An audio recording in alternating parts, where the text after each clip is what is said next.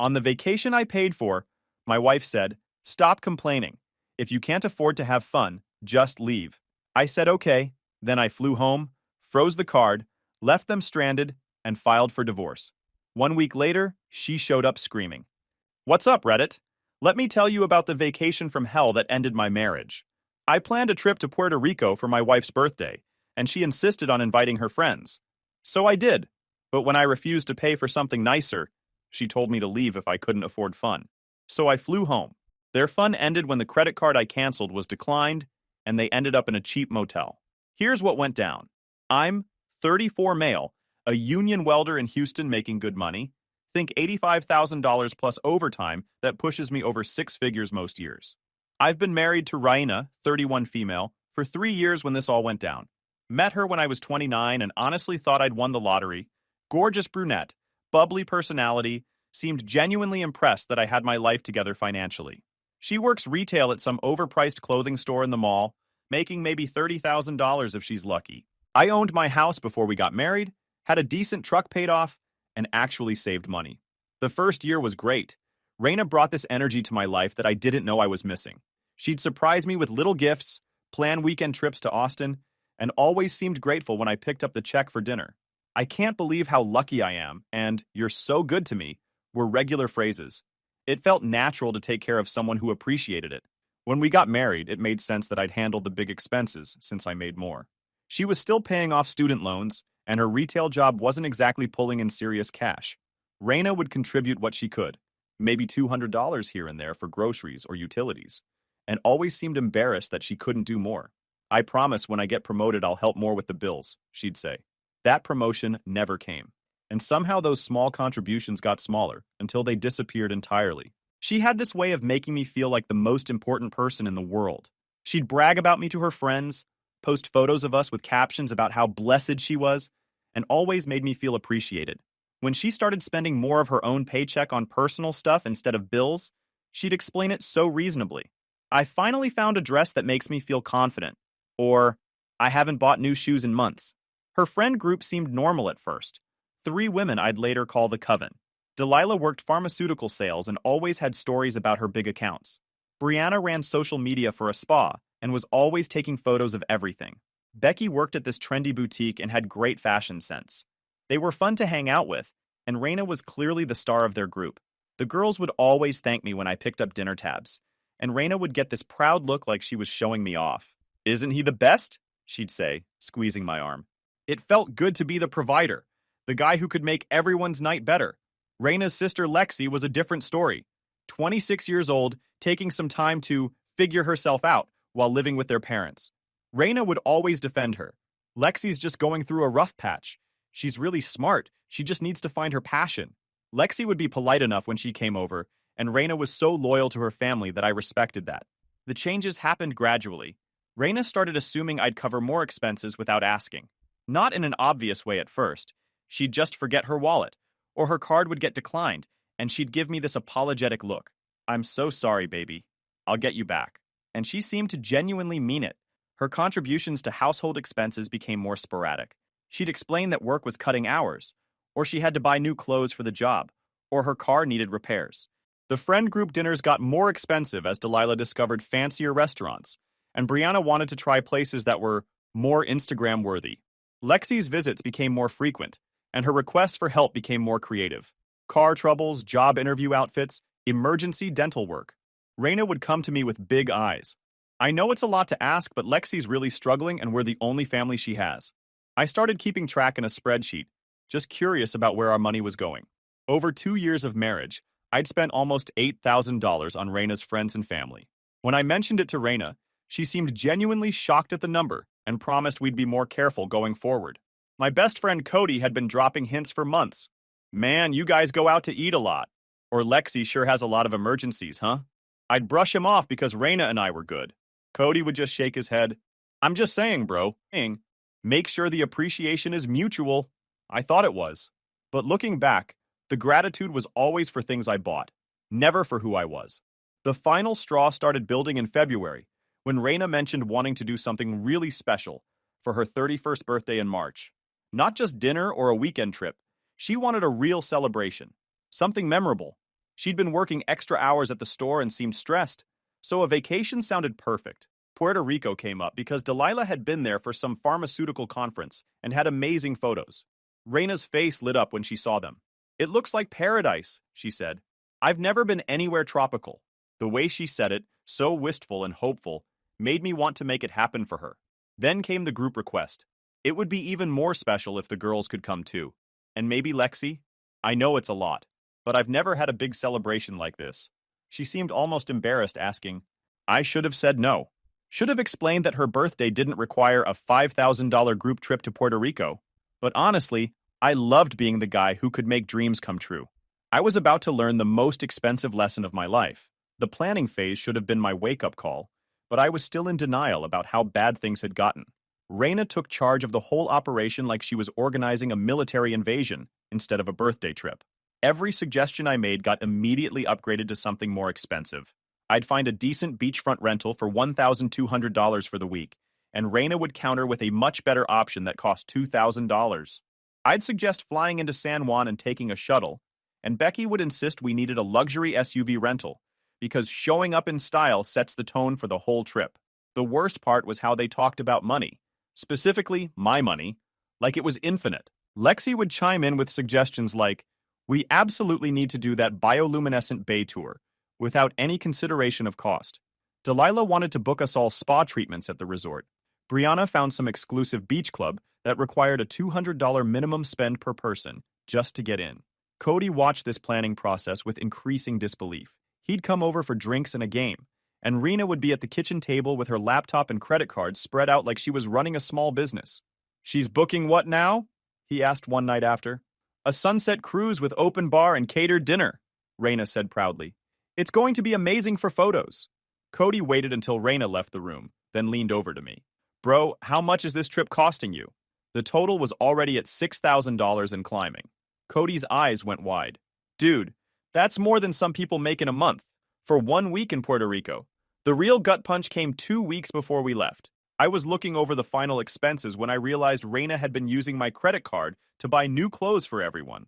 Not just herself, she'd taken Delilah, Brianna, and Lexi shopping for vacation outfits and charged it all to my account. $900 for clothes. For other people. Without asking me. When I confronted her about it, Raina acted like I was being unreasonable. "They needed stuff for the trip," she said. "Lexi didn't have any nice bathing suits, and Delilah's summer clothes were all old. I was just being a good friend." "With my money," I pointed out. "It's our money," Raina corrected. "We're married." That stung. When she spent money, it was our money.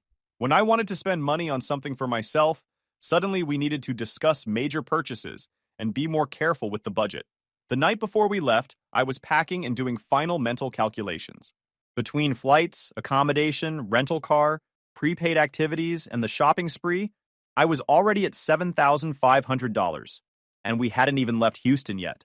Rena was in the bedroom trying on outfits and FaceTiming with her friends, planning their itinerary. I could hear them talking about restaurants they wanted to try, excursions they wanted to book, spa treatments they deserved after their stressful jobs. Not once did I hear anyone mention contributing to costs or thanking me for making it all possible. I was funding the whole thing, and somehow I was barely part of the conversation. That's when Cody texted me. Last chance to fake a work emergency and cancel this disaster. I should have listened to him. Instead, I finished packing and mentally prepared myself for what I thought would be an expensive but manageable week in paradise. I had no idea I was about to walk into a financial ambush that would end my marriage and change my life forever. We landed in San Juan on a Tuesday afternoon, and the problem started before we even got our rental car. The flight down had been fine. I'd upgraded everyone to premium economy because Raina said coach would be too cramped for vacation photos.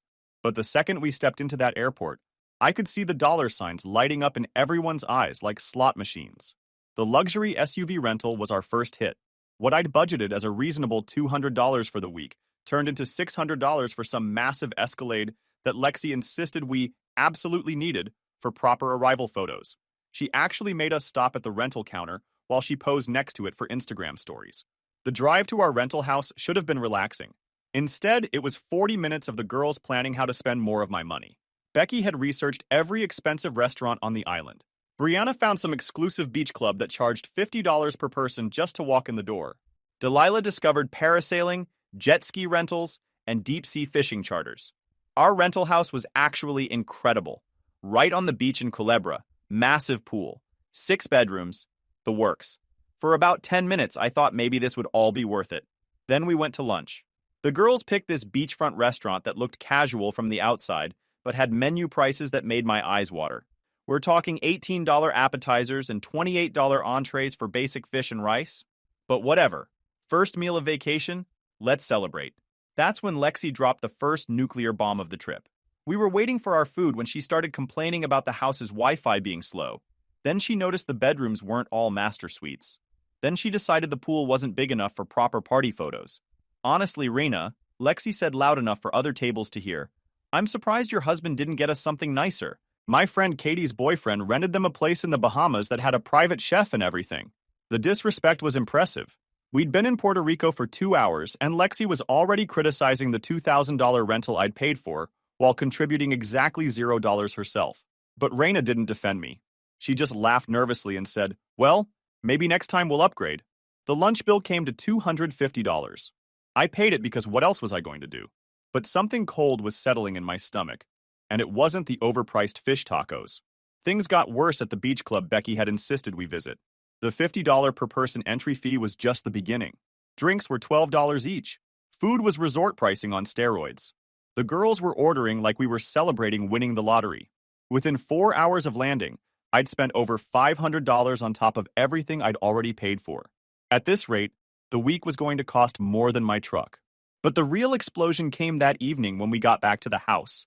The girls were getting ready for dinner, while I was on the balcony checking my credit card balance on my phone. That's when I overheard a conversation that changed everything. Becky was in the kitchen making drinks, talking to Delilah about their dinner plans. This place better be worth it, Becky said. I mean, if you're going to make someone else pay for everything, might as well go all out, right? Delilah laughed. Right? It's not like Rena's husband can't afford it. He's a welder, but he makes decent money. And everything's in his name anyway, so what's he going to do? Divorce her and lose half his stuff? They were talking about me like I was their personal ATM, like my marriage was their insurance policy for free vacations. That's when Reina walked into the kitchen and joined the conversation. He's been weird about money lately, she said. Like, constantly checking his phone and asking about costs. It's so embarrassing. Girl, you need to shut that down. Lexi chimed in from the living room. My ex used to do that cheap stuff. You just have to train them out of it. I stood up from the balcony chair and walked into the kitchen. All 4 women looked at me like I'd caught them planning a surprise party instead of discussing my financial manipulation. Ladies, I said, keeping my voice calm, we need to talk about the budget for this trip. The silence was immediate and hostile. Lexi rolled her eyes. Becky actually sighed out loud. What about it? Reina asked, her voice already defensive. We've been here 6 hours and I've spent almost $500 on top of everything I already paid for. If we keep going at this rate, this week is going to cost more than some people's cars. It's vacation, Delilah said dismissively. You're supposed to spend money on vacation. I'm supposed to spend my money on vacation, I corrected. But somehow I'm spending it on everyone else's vacation too. That's when Lexi stood up and put her hands on her hips. Seriously? You're going to be cheap right now? We just got here and you're already complaining about money? The room erupted. Lexi started yelling about how I was being controlling. Becky accused me of being manipulative. Delilah said I was embarrassing Reina in front of her friends. But Reina just stared at me with this look of pure hatred. If you are going to complain, she said coldly, then maybe you shouldn't have planned this trip. I looked around the room at these 5 women who were spending my money while treating me like the villain for mentioning it. In that moment, I realized Cody had been right all along. Day 3 was when these women showed me their true faces. The first 2 days had been expensive and frustrating, but manageable if you consider dropping $1,500 in 48 hours manageable. I kept telling myself things would settle down. Nope, it went nuclear. The morning started with the usual nonsense. Premium breakfast at some overpriced cafe. $80 just for coffee and pastries. Then we hit the beach, where the girls immediately claimed this VIP section that required a $150 minimum spend. While I was getting financially violated for the privilege of lying on fancy chairs, Becky was on her phone researching evening activities. This should have been my cue to hide my credit cards and fake a heart attack. Becky came bouncing over. You guys, I found the most incredible thing for tonight. We absolutely have to do this. She'd found some exclusive sunset yacht charter. Private boat, celebrity chef, unlimited premium drinks, the whole Instagram fantasy package. I grabbed her phone to check the details. The price made my stomach drop. $1,200 for one evening, for a boat ride. Now I make good money as a union welder. Really good money. But $1,200 for a single activity on top of the $2,000 I'd already blown was insane. That's most of a mortgage payment. We need to have a serious conversation about this money. I kept my voice calm. That sounds amazing, but that's pretty steep. The silence that followed was like someone had sucked all the air out of the beach. 5 pairs of eyes stared at me like I'd just suggested we spend the evening calculating taxes. Lexi was the first to speak, and her voice was dripping with contempt. Are you serious right now? We're in paradise and you want to be cheap? I'm not being cheap, I said. $1,200 is a lot of money for one night. That's when Delilah jumped in with this incredulous laugh. Matt, you brought us to Puerto Rico? You booked us at a beachfront house? Are you really going to nickel and dime us now? These women were talking about my money like it was community property, like I was being unreasonable for having any limits at all on funding their fantasy lifestyle. Becky rolled her eyes. Matt, this is Rena's birthday week. This is a once-in-a-lifetime trip. We're not here to worry about money. Easy for you to say since you're not paying for any of it, I shot back. That's when Lexi stood up and got in my face. Excuse me? She said. Are you really going to act like this right now? Rena works her ass off and deserves to have fun without her husband being a cheapskate about every little thing. But the worst part? Rena just sat there nodding along like Lexi was making perfect sense. Lexi's right, Rena said, her voice cold. I work 40 hours a week and I never ask for anything. This is my one big birthday celebration, and you're sitting here complaining about money like some kind of Scrooge. I stared at my wife. This woman I'd been supporting for 3 years. This woman whose entire lifestyle was subsidized by my income. You never ask for anything? I said. Rena, I pay for literally everything in your life. Your car payment, your credit cards, your shopping trips, your friends' dinners. When exactly do you think you don't ask for things? That's different, she snapped. That's marriage. This is vacation. No, this is entitlement, I said. And I'm done enabling it. That's when all of them completely lost their minds. Lexi started screaming about how I was financially abusive and controlling. Becky accused me of ruining Rena's birthday and being a manipulative jerk. Delilah said I was embarrassing myself and acting like a bitter old man. Brianna decided to join the pile-on. Honestly, Matt, if you can't afford to treat your wife right, maybe you shouldn't have gotten married. Then Rena delivered the killing blow. She stood up, put her hands on her hips, and looked down at me with pure, undiluted disgust. You know what? She said, her voice loud enough for half the beach to hear. If you can't afford to have fun, if you're going to sit here and embarrass me in front of my friends over money, then just leave. Nobody's forcing you to be here. The door's right there. The words hit me like a physical slap. Not because they hurt my feelings, though they did, but because of what they revealed. She showed me exactly what she thought of me. I wasn't her husband. I wasn't her partner. I was a wallet with legs. Her friends all smirked in agreement. Lexi actually started slow clapping like Rena had just delivered some epic comeback. They were all waiting to see what the trained money monkey would do. I looked at Rena. This woman I'd been planning to have kids with. This woman I'd supported through everything, while she contributed nothing but criticism and entitlement. And all I saw was a stranger who viewed me as a resource to be extracted. Time to cut my losses. I stood up slowly and gave her the calmest smile I could manage. Okay, I said. That was it. Just okay. I didn't argue. I didn't explain. I just turned around and walked away from that beach chair forever. I could feel their eyes on my back as I headed toward the car. They thought I'd be back in an hour, tail between my legs, ready to apologize and book their stupid yacht. They had no idea what was coming. As I drove back to the house, my phone was already in my hand. Time to activate the nuclear option. Cody, I said when he picked up, you were right. I need a lawyer. Today. Let me guess, he said. Your lovely wife and her coven just showed their true colors? Rena told me to leave if I couldn't afford to have fun, I said. So I'm leaving. And I need a divorce lawyer immediately. Holy shit, you're serious. Finally. Okay, give me 10 minutes. My cousin went through a nasty divorce last year and his lawyer was a complete shark. I'll get you the number. Second call, my foreman. I explained I had a family emergency and needed to take the rest of the week off. Union benefits, baby. I had personal days saved up for exactly this kind of situation. Third call, the divorce attorney Cody connected me with. She could see me first thing tomorrow morning, she said, After I explained the basics, I needed to bring all my financial documents, property deeds, anything that showed what I owned before marriage. In Texas, we have community property laws. But if I could prove separate property, we could protect it. That's when I smiled for the first time in days.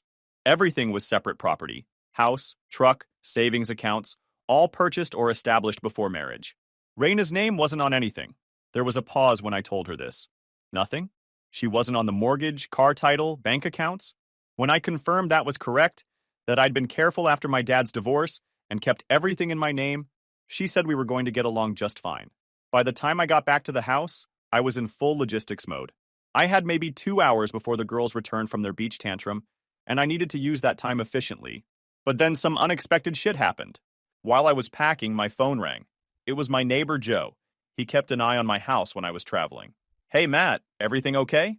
There's been a moving truck at your place all morning and some woman is directing them around your backyard." My blood went cold. What woman?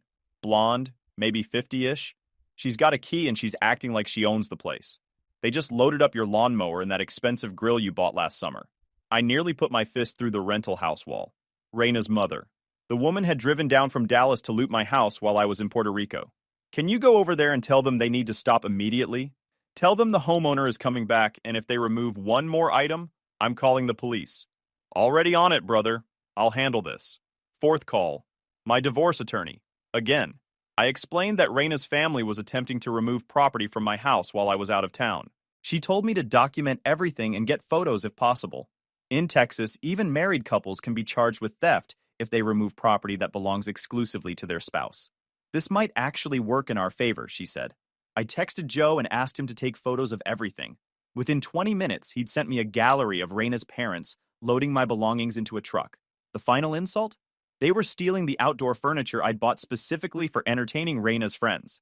That's when I made the most satisfying phone call of my life. "Houston Police Department non-emergency line.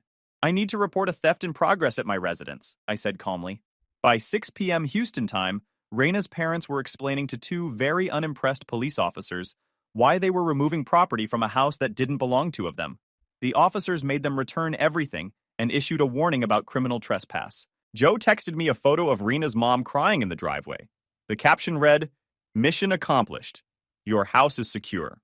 Meanwhile, back in Puerto Rico, the girls had returned from the beach to find my stuff gone and a note on the kitchen counter. "Gone back to Houston. Rental house is paid through the end of the week. Flights home are your responsibility. Have fun." I didn't mention anything else. I didn't explain about the failed burglary attempt. I just disappeared and let them figure it out. The group chat explosion started around 8 p.m. My phone was buzzing like an angry hornet while I was sitting in the San Juan airport waiting for my red-eye flight home. "Matt, what the hell is going on? Are you serious right now? This is so immature. Get back here and stop being dramatic. You can't just abandon us in Puerto Rico." I let them panic for about an hour. I could picture the scene perfectly. 5 women stranded in a rental house, suddenly realizing they'd have to pay for their own food and entertainment for the rest of the week. Finally, I decided to grant them one clarifying message. To whom it may concern. As per Raina's suggestion, I left. You wanted to have fun without worrying about money? The fun is all yours now. P.S. Next time you want to rob someone's house, make sure their neighbors aren't watching. The police were very interested in the photos. I hit send, left the group chat, blocked all their numbers, and turned my phone to silent. For the first time in 3 years, someone else's drama was not my problem to solve. I landed in Houston at 2 a.m., drove to my house that was still full of my belongings thanks to Joe, and slept for 8 hours in my own bed. The first day of the rest of my life had officially begun. The week while Raina was stuck in Puerto Rico was the most productive week of my life. While she and the coven were figuring out how to pay for groceries without my credit card, I was systematically dismantling our marriage and protecting my assets like a man possessed. Day 1 back in Houston, met with the divorce attorney at 8 a.m. sharp. She spent about 5 minutes reviewing my financial documents before breaking into this predatory smile. Apparently, Raina had made a critical error by telling me to leave and then attempting to steal my property. In Texas, that gave us grounds for abandonment and theft, which was going to work heavily in my favor. We spent 3 hours going through everything. The house, the truck, my retirement accounts, my tools, all purchased before marriage with documented proof. Raina's name wasn't on a single asset. The lawyer explained that technically, Raina was entitled to half of any income earned during the marriage, But since I could prove she contributed nothing to household expenses while actively depleting marital assets through frivolous spending, we could argue for reimbursement, meaning Raina was about to get exactly what she'd contributed to our marriage. Nothing. Day 2. Cody came over with drinks and moral support while I documented everything Raina had charged to my credit cards over the past year. We're talking $8,500 in what she called personal expenses, but were really subsidies for her lifestyle and her friends' entertainment. Dude, she bought her sister a laptop with your money, Cody said, scrolling through the statements. And what the hell is a $200 charge to some boutique for emergency work clothes? That was when Lexi needed an outfit for a job interview. Cody just shook his head. How did you put up with this for 3 years? Honestly, I didn't know. Looking at the numbers in black and white, it was obvious I'd been getting robbed by someone I slept next to every night. Day 3. The divorce papers were ready. My lawyer had moved fast because she said Raina's behavior indicated she might try to hide assets or run up debt before I could protect myself. The plan was simple. We were filing for divorce based on insupportability and seeking reimbursement for separate property. Raina was going to be served the moment she set foot back in Texas. Day 4. Joe helped me change all the locks on my house. Legally, I couldn't keep Raina out since it was technically the marital residence, but I could make sure her family couldn't stage another burglary attempt. Day 5. I closed all joint accounts and opened new ones at a different bank. Raina had never contributed to those accounts anyway, so the law allowed me to protect my separate property from further depletion. The whole week my phone stayed silent. It was peaceful as hell. Meanwhile, according to Joe's intelligence network, Rena's situation was deteriorating rapidly. Her parents were furious about the police incident. Her dad had to take time off work to drive down to Houston, only to get warned for attempted theft. But the real fun came from an unexpected source. My coworker David's wife Sarah, who happened to be friends with Delilah's sister. Girl, those women are having a complete meltdown in Puerto Rico, Sarah told David, who relayed it to me at work. They had to pool money for groceries and they're fighting about who owes what for the rental car. Delilah's maxed out her credit cards and called her parents crying. Apparently, without my financial cushion, the whole group dynamic had collapsed. Becky was being petty about splitting dinner bills. Brianna was calculating everyone's individual expenses down to the dollar. Lexi was complaining that she couldn't afford activities while refusing to cut the trip short. And Raina? I asked. Complete breakdown. She's calling everyone she knows trying to borrow money for a flight home. Nobody wants to get involved because they all heard about the police incident. On Friday, exactly 1 week after I'd walked away from that beach argument, Raina finally made it back to Houston. Her flight was delayed twice because she'd been flying standby on the cheapest ticket she could afford. I wasn't home when she arrived. I was at work, but Joe texted me updates throughout the day. She's been standing on your porch for 20 minutes pounding on the door. Now she's calling someone and crying. A taxi just dropped off Lexi. They're both yelling at your front door now. Police just showed up. Apparently someone called about a disturbance. I got home around 6 p.m. to find Raina and Lexi sitting on my porch steps like a couple of refugees. They looked terrible. Sunburned, exhausted, and defeated. The Puerto Rico trip had not ended well. Raina stood up when she saw me, and I could see she'd been crying for hours. Matt, thank God you're here. We need to talk. This whole thing got out of hand and... No, I said calmly, walking past her to my front door. We don't need to talk.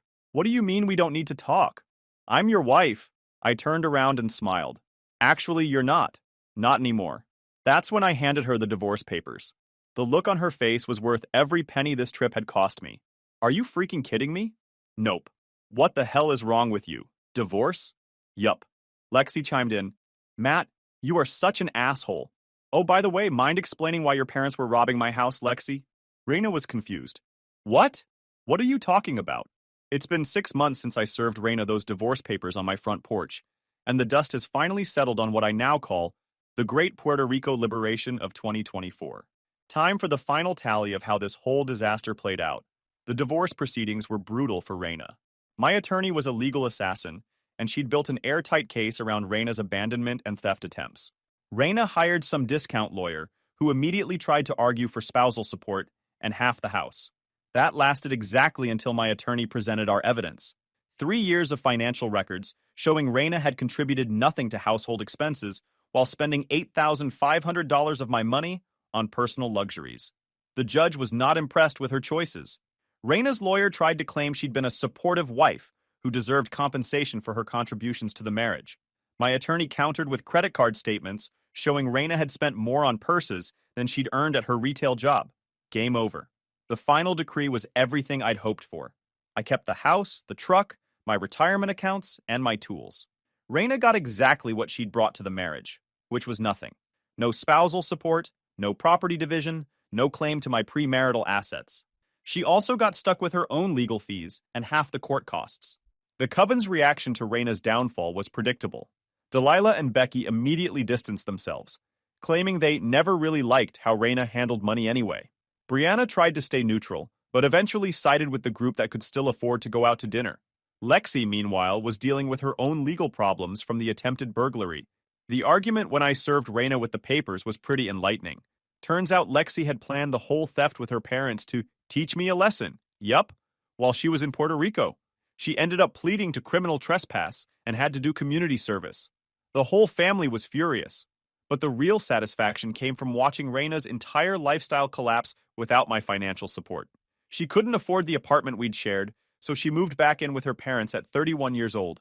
Her retail job barely covered her car payment and student loans, let alone the credit card debt she'd accumulated trying to maintain her previous standard of living. Her social media went from constant vacation photos and restaurant check-ins to nothing. Radio silence. Cody became my constant source of entertainment and moral support throughout the whole process. Dude, Reina's mom called me at work yesterday, Cody told me one day. She wanted to know if I could talk sense into you about the divorce. What did you tell her? I told her I'd been trying to talk sense into her daughter for 3 years, but apparently spending your husband's money on unemployed relatives was more important than being a decent wife. As for me, life has been incredible. The money I was spending on Reina's lifestyle now goes toward home improvements, tools for side work, and actually building wealth instead of subsidizing someone else's Instagram fantasy. The best part? I ran into Reina at the grocery store last week. She looked terrible. Stress weight gain, cheap clothes, that defeated look of someone whose life hasn't gone according to plan. She tried to make small talk, asking how I was doing, mentioning that she was getting her life together. I was polite but brief. That's great, Reina. Good luck with everything. As I walked away with my cart full of name-brand groceries I could actually afford now, I heard her ask, Matt, do you think maybe we could get coffee sometime? Just to talk? I kept walking. Some bridges you burn for a reason. The Puerto Rico trip cost me $6,000 and a marriage. Best money I ever spent.